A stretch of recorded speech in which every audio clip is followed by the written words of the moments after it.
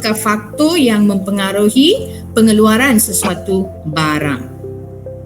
Alright, so kita ada banyak faktor yang mempengaruhi keanjalan penawaran. Okey, sini ada 7. Yang pertama, jangka masa ataupun tempoh masa. Alright. Yang kedua, kewujudan faktor pengganti kepada faktor pengeluaran. Maksudnya sama macam barang pengganti, tapi di sini ada bukan barang, dia faktor pengganti. Okey, pengganti untuk faktor pengeluaran. Yang ketiga, pertambahan kos pengeluaran. Yang keempat, mobility. You know what is mobility? What is mobility? Apa maksud mobility? Mobility maksudnya apa? Pergerakan, isn't it? Mobile.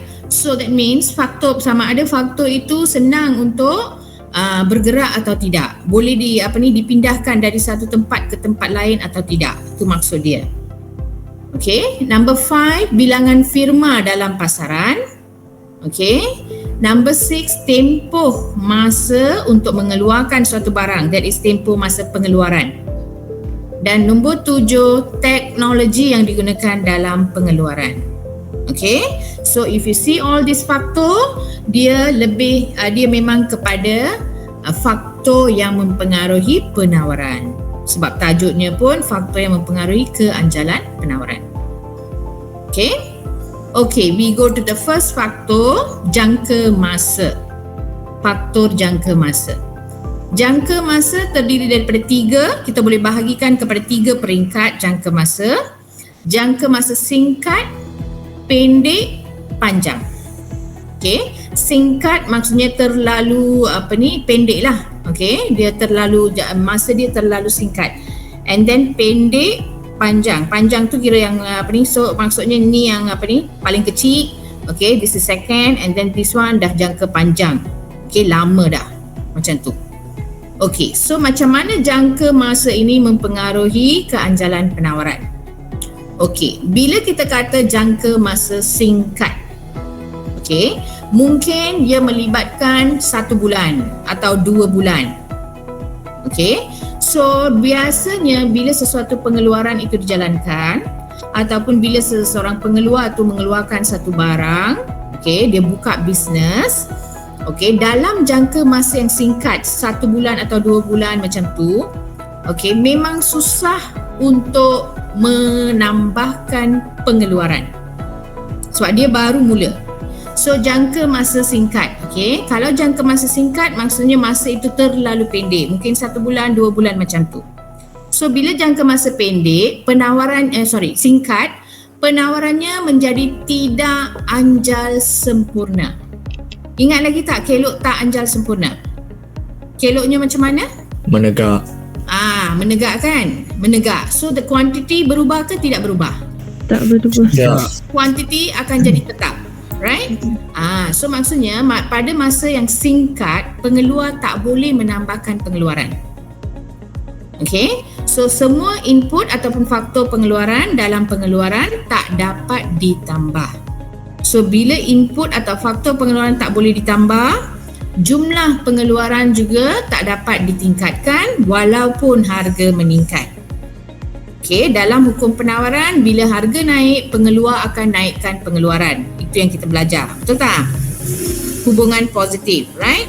Tapi dalam keadaan jangka masa yang sangat singkat ni, sebab dia baru masuk pengeluaran, okey, and then dia tak cukup modal dan sebagainya, dia tak boleh tambah input atau faktor pengeluaran, menyebabkan keluaran tidak dapat ditingkatkan, dinaikkan walaupun harga meningkat. Okey, so kelok penawarannya akan menjadi tak anjal sempurna. Kalau jangka masa pendek pula, mungkin 1 tahun. Okey, so dalam masa 1 tahun, mungkin pengeluar sudah boleh menambahkan dia punya faktor pengeluaran. Okey, menambahkan faktor pengeluaran terutamanya input berubah. Okey, kita ada 2 istilah sini, input berubah, input tetap. Apa bezanya? Input berubah maksudnya faktor pengeluaran yang berubah mengikut jumlah pengeluaran. contohnya let's say dalam satu kilang, kilang mengeluarkan pakaian. So kalau keluarkan pakaian, dia perlukan benang, dia perlukan kain dan sebagainya. So dia punya input berubah ialah kain, benang, buruh, semua tu adalah input berubah. Manakala input tetapnya, maksudnya input itu atau faktor pengeluaran itu tidak boleh berubah, dia tetap. Contoh tadi kilang.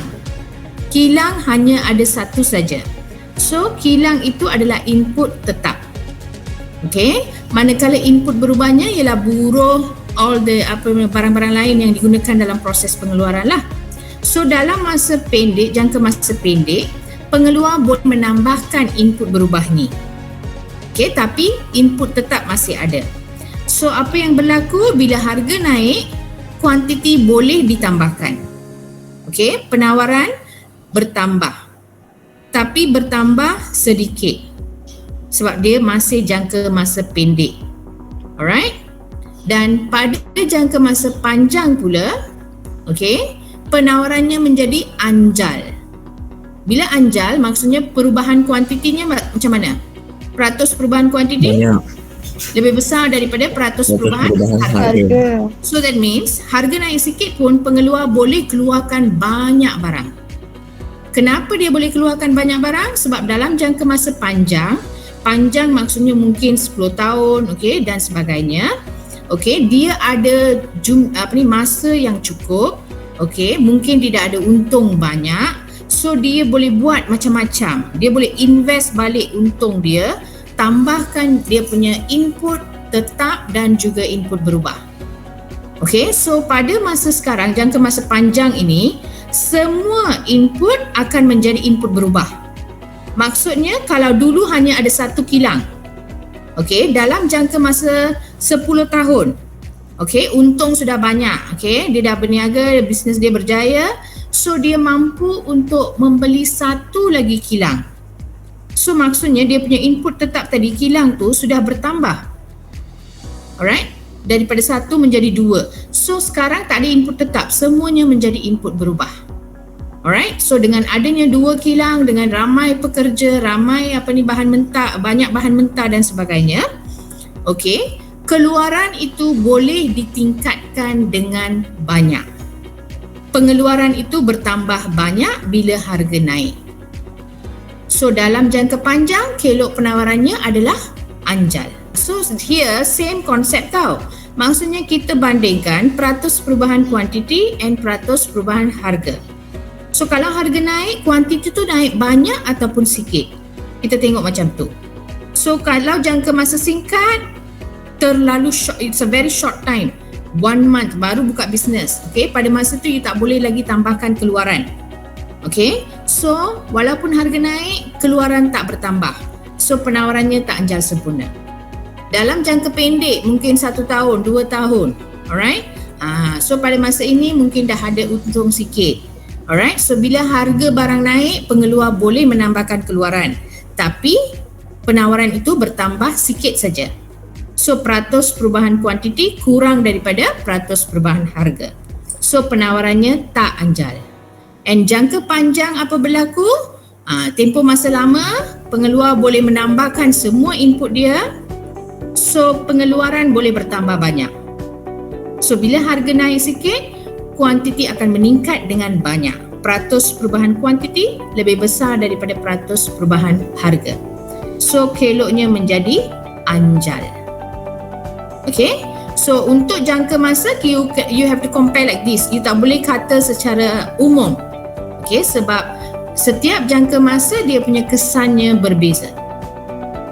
Alright? Yang ini diterangkan balik dalam bentuk not this one. Dalam bentuk gambar raja di sini. Diterangkan dalam bentuk gambar raja. Dalam jangka masa singkat, then kelok penawarannya adalah tidak anjal sempurna. That means satu garis yang tegak. Garis yang tegak. So di sini walaupun bila permintaan naik, bila permintaan naik, then harga meningkat. Right? Bila permintaan meningkat, harga naik. So bila harga naik, pengeluar masih tak mampu untuk menambahkan pengeluaran. Okey, tak mampu untuk keluarkan keluaran. So walaupun harga naik, penawaran tidak berubah. So kelok penawarannya adalah tak anjal sempurna. Okay, and then this one jangka masa pendek pula. So pada jangka masa pendek kita tengok, okay, konsepnya ialah kalau jangka pendek pengeluar boleh menambahkan keluaran tapi sedikit sahaja. Right? So bila sedikit saja, then penawarannya tak anjal. Okay, kelok penawarannya adalah tidak anjal. So this is the kelok penawaran yang tak anjal. So apa yang berlaku di sini? Keseimbangan asal di sini adalah D dan S. Okay. So kalau nak tunjuk keseimbangan sepatutnya ada E kosong lah. Alright. And then we have harga P kosong, kuantiti Q kosong. Bila permintaan naik, okay, dari D ke D1, then keseimbangan baru dicapai apabila kelok D1 ni bersilang dengan kelok S. And then harga pada P1, kuantiti pada Q1. So apa yang kita dapat lihat di sini, apabila harga naik, kuantiti meningkat tapi meningkat dengan sikit. Penawaran itu bertambah sikit sahaja. Okay. And apa berlaku bila you lukis kelok yang anjal dalam jangka masa panjang, dia jadi anjal. Okay, so bila anjal maksudnya harga naik sikit, kuantiti bertambah banyak. Okay, so di sini ini adalah kelok permintaan asal DD, kelok penawaran asal SS, and then titik keseimbangan, dari titik keseimbangan cari harga P kosong and kuantiti Q kosong. Bila permintaan meningkat, so here because of the kelok penawaran tu adalah anjal, harga naik sikit saja. Okay, kuantiti yang ditawarkan meningkat dengan banyak. So peratus perubahan kuantiti lebih besar daripada peratus perubahan harga. So dalam jangka panjang kelok penawarannya adalah anjal. Okay. Ada buku terangkan konsep ini tanpa lukis kelok permintaan. That means mereka hanya lukis, mereka akan hanya tunjuk the kelok penawaran saja. Okay, sebab kita hanya nak compare perubahan harga dengan kuantiti yang ditawar, right? So memang ada buku akan hanya guna kelok penawaran saja. So you tak akan jumpa kelok permintaan. Tapi dalam slide ini ditunjuklah permintaan naik menyebabkan harga naik, all that lah proses dia tu. Okay. Okay, bolehkah setakat ni? Ini baru satu faktor. Okay, faktor jangka masa ni memang panjang dia punya huraian.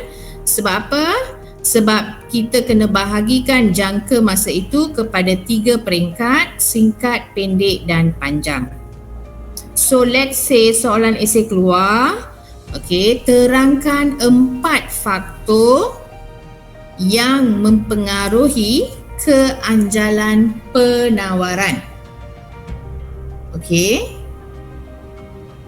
terangkan 4 faktor yang mempengaruhi keanjalan penawaran. So walaupun tempoh masa ni salah satu faktor, kalau boleh tak payah ambil lah, sebab bila you ambil tempoh masa, you kena buat huraian yang sangat panjang sebab dia berbeza keadaan. So what you have to do, you ambil lah faktor-faktor lain selain daripada tempoh masa ni untuk huraian esei. 4 faktor tu. Alright? But ada kemungkinan dia akan keluar satu soalan esei penuh tentang tempoh, maksudnya dia hanya fokus kepada tempoh masa. So mungkin soalannya tanya, terangkan bagaimana faktor tempoh masa mempengaruhi keanjalan penawaran. Dapat tak soalannya? Soalannya ialah terangkan bagaimana faktor tempoh masa mempengaruhi keanjalan penawaran. So kalau soalan tu 10 markah, okey, dia hanya fokus kepada tempoh masa, apa yang you kena buat? Jawapannya ialah apa? Terangkan ketiga-tiga. Yes, these 3 kelok tu you kena terangkan. Sebab dia hanya fokus tempoh masa. So dalam tempoh masa tu ada 3 peringkat, okay, singkat, pendek, panjang. So that means you explain this part. Nak buat contoh rajah tak? Rajah biasanya yes. Sebab kita nak tunjukkan apa ni dia punya perubahan tu kan. So tunjuk dengan rajah.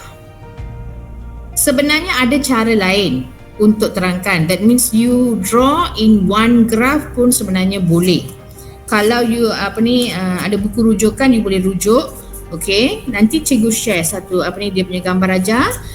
Dalam satu gambar rajah tu sebenarnya kita boleh masukkan ke 3 peringkat and terangkan, tu pun boleh diterima juga. Okay? Okay, so this is for tempoh masa.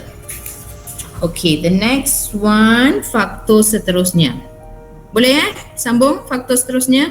Boleh. Okay. Kewujudan barang pengganti kepada faktor pengeluaran. Okey. Barang pengganti kepada faktor pengeluaran maksudnya pengganti dia punya input lah. Okey. Pengganti kepada input pengeluaran. Okey. So macam mana? Kalau penawaran barang adalah anjal jika faktor pengeluaran yang digunakan untuk menghasilkan barang itu mudah diperolehi. So that means kalau faktor pengeluaran yang digunakan dalam proses pengeluaran itu senang untuk dapat, maksudnya boleh diganti senang, dapat ada banyak barang penggantinya dan sebagainya, then keloknya menjadi anjal. Kenapa jadi anjal? Bila harga naik sikit, pengeluar akan menambahkan kuantiti itu dengan banyak. Sebab apa? Sebab dia senang dapat faktornya. Betul tak? Betul. So sebab you senang dapat dia punya bahan mentah. Contoh faktor pengganti di sini ialah seperti bahan mentah lah yang digunakan dalam proses pengeluaran. Okay, kalau you senang dapat barang dia punya bahan mentah, then sebagai seorang usahawan, bila you tengok harga barang tu semakin naik, of course lah you akan naikkan pengeluaran tu dengan banyak. Right? So the peratus perubahan kuantiti akan menjadi lebih anjal, lebih besar daripada peratus perubahan harga. So keloknya menjadi apa? Anjal. So lebih banyak faktor pengganti kepada faktor pengeluaran, then lebih anjal kelok penawarannya. Okay, kalau faktor pengeluaran tu ada banyak barang pengganti, that means senang nak dapatkan barang dia punya faktor pengeluarannya. So bila harga barang naik, pengeluar akan tambahkan pengeluaran dengan banyak. So kelok penawarannya menjadi anjal. Dan sebaliknya lah. Sebaliknya maksudnya apa? Can explain lah yang sebaliknya tu. Maksudnya kalau barang pengganti tu susah nak dapat, betul tak? Betul. Kalau faktor pengeluaran tu tak ada pengganti, nak kena guna faktor itu saja, tak boleh ganti barang lain. So walaupun harga naik, pengeluaran tak boleh bertambah banyak. So keloknya menjadi tak anjal atau kurang anjal. Next one, pertambahan kos pengeluaran. Okay, kos pengeluaran juga menentukan jumlah barang yang dikeluarkan oleh usahawan. Okay, so kalau let's say harga barang naik and then pada masa yang sama, kos untuk mengeluarkan barang itu bertambah banyak. So pertambahan keluaran meningkatkan kos pengeluaran. Jika tambahan keluaran tu menyebabkan kos tu meningkat dengan banyak, maksudnya nak tambahkan keluaran, you perlukan banyak kos. Tambahan kos yang lagi banyak. So what will happen? Bila harga naik, pengeluar hanya mampu meningkatkan sedikit kuantiti keluaran. Maksudnya bila harga naik, kuantiti meningkat tapi sikit sahaja. Kenapa sikit saja? Sebab kos pengeluaran itu terlalu tinggi. So, in this case, apa berlaku? Kelok penawarannya menjadi tak anjal. Sebab peratus perubahan kuantiti kurang daripada peratus perubahan harga. Boleh? Boleh. Okay? You kena visualize sikit tau. Bila kos meningkat banyak, that means you nak tambahkan pengeluaran, kos meningkat banyak. So as pengeluar, you boleh tambahkan banyak ke tambahkan sikit? Tambahkan sikit saja, right? Sebab kos terlalu tinggi. So bila tambahkan sikit, maksudnya peratus perubahan kuantiti sikit berbanding dengan peratus perubahan harga. So kalau peratus perubahan kuantiti kurang daripada peratus perubahan harga, keloknya menjadi tidak anjal. So dia berurutan, dia berkaitan. You kena compare like that. Okay? Isinya tu you compare sampai apa kesan kepada perubahan kuantiti and harga, and then kesimpulannya keloknya macam mana. Next. Okay, mobility faktor pengeluaran. Okay, mobility maksudnya boleh dipindahkan. Alright. Jika faktor pengeluaran yang digunakan untuk menghasilkan barang itu mudah dipindahkan dari firma ke firma. Maksudnya kalau firma ini tak ada faktor pengeluaran, dia boleh ambil daripada firma B ataupun ambil daripada firma C. So bila faktor itu mudah dipindahkan, maka kuantiti penawaran mudah ditingkatkan. Okey, mudah bertambahlah. Okey. Apabila harga meningkat. So the peratus perubahan kuantiti will be how?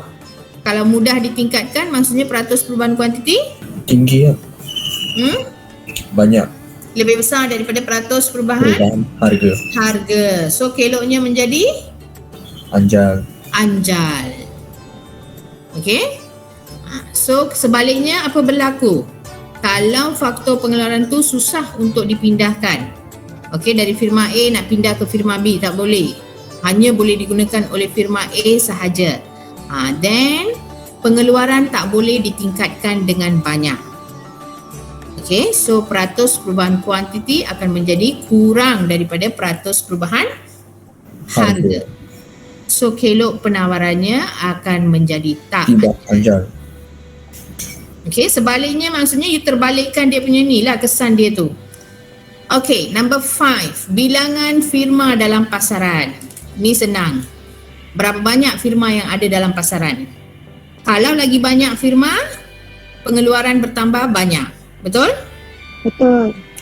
So bila harga naik sikit pun, kuantiti yang ditawarkan akan meningkat dengan banyak. Sebab apa? Sebab kita ada banyak firma yang mengeluarkan barang tersebut. So peratus perubahan kuantiti akan menjadi lebih besar daripada peratus perubahan harga. So keloknya menjadi anjal. Sebaliknya, kalau bilangan firma sikit, kuantiti tak boleh bertambah banyak. Right? So peratus perubahan kuantiti kurang daripada peratus perubahan harga. So kelok akan menjadi tak anjal. Okey, sebaliknya you terbalikkan saja nanti. Okey, tempoh masa pengeluaran. Okey, tempoh masa pengeluaran ni berbeza dengan tempoh masa yang kita kaji sebelum ini. Okey, tempoh masa pengeluaran di sini maksudnya untuk keluarkan satu barang. Yang tadi kita compare tempoh masa untuk the whole business tau. Dia punya tempoh masa dia menjalankan perniagaan tersebut. Yang ini tempoh masa untuk mengeluarkan satu barang. Okay? So kalau barang itu boleh dikeluarkan dalam masa yang sangat singkat. Okay, barang tu boleh dikeluarkan dalam masa yang sangat pendek, sangat singkat.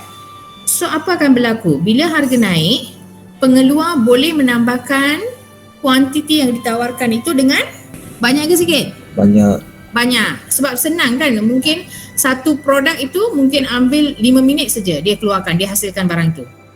Okay, so kalau 5 minit you just bayangkan dia boleh hasilkan banyak barang dalam tempoh 8 jam kilang itu beroperasi.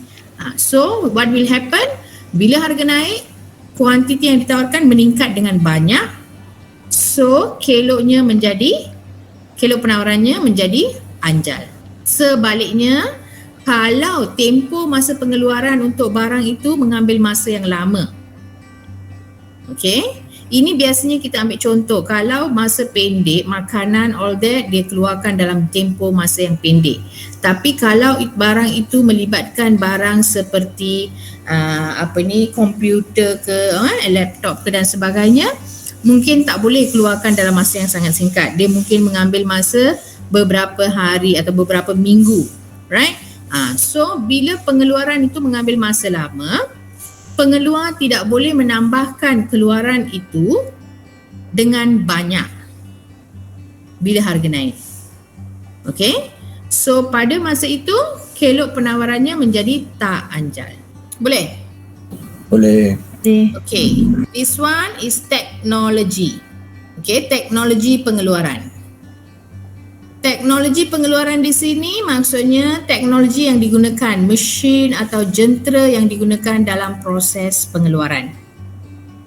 Kalau kita gunakan teknologi yang canggih, alright, biasanya kalau teknologi yang tinggi, apa berlaku? Pengeluaran boleh meningkat dengan banyak kan? Ya, banyak. Right? Sebab you guna mesin yang canggih. So, bila harga naik sikit, kuantiti penawaran dapat ditingkatkan dengan banyak. So that means the peratus perubahan kuantiti lebih besar daripada peratus perubahan harga. So bila peratus perubahan kuantiti lebih besar daripada peratus perubahan harga, kelok penawarannya menjadi anjal. Okey, dan sebaliknya, seorang tolong explain. Okey, siapa nak cuba? Imran? Ya, cikgu. Cuba explain yang sebaliknya tu macam mana? Jika pengeluaran menggunakan teknologi yang merudup, yang rendah, peningkatan harga yang sedikit menyebabkan kuantiti penawaran dapat disingkatkan dengan sikit. Okey, maksudnya walaupun harga naik, kuantiti yang ditawarkan Sikit. Kurang. meningkat sikit saja. Okey. So, penawaran tidak anjal atau kurang anjal. So kelok penawarannya menjadi tak anjal. Okey, dah faham dah tu. Boleh yang lain? Boleh. Bolehkah? Boleh. Tempoh masa dah. Tu je kot. Okey, teknologi pengeluaran dah, bilangan firma dah, mobility dah. Ini kos pengeluaran, and then faktor pengganti, and the first one tempoh masa kan. Okey, itu saja faktornya.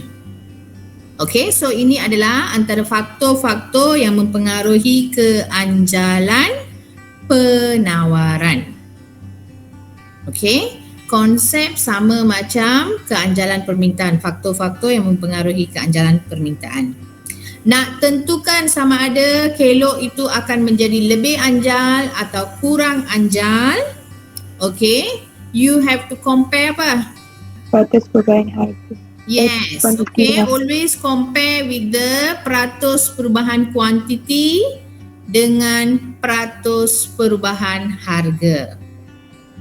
Kalau bila harga naik tu, kuantiti tu boleh meningkat dengan banyak, pengeluar boleh menambahkan pengeluaran itu dengan banyak, then kelok penawarannya menjadi anjal. Okay, sebaliknya kalau harga naik tapi pengeluaran tak boleh bertambah banyak, tak boleh meningkat dengan banyak, so that means the peratus perubahan kuantiti kurang daripada peratus perubahan harga, then keloknya menjadi tak anjal. Compare macam itu saja. Boleh. Boleh cikgu. Okey, dah habis selesai bahagian faktor-faktor yang mempengaruhi keanjalan penawaran.